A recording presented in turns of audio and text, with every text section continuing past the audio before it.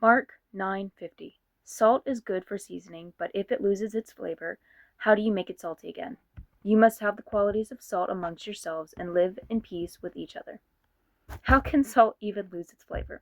I've never fully understood this verse and simply thought that it was a metaphor because I didn't think salt could, well, not be salty.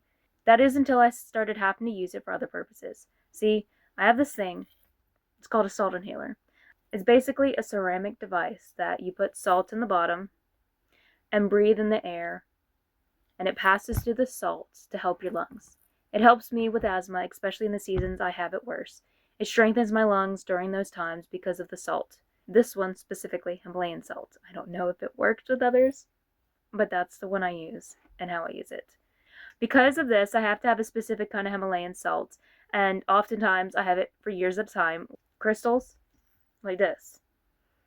The thing I started to notice is that when I would replace the salt or have it long enough, there would be pieces that would have white spots on them, and I didn't get what was happening at first. So, I'll be honest, curiosity got the better of me and I tasted it. Well, it wasn't very salty, but bitter instead. See, what I learned is that salt can lose its flavor and good qualities when it starts to corrode, which then in turns it bitter. And that is when the verse started to make more sense. When we as Christians don't keep ourselves in deep with relationship with God, our faith starts to corrode and we become bitter.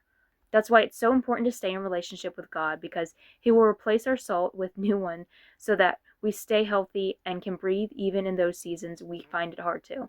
It's when we are rooted in Him that we will find ourselves being who we are called to be and the healthiest versions of ourselves, full of His light and life.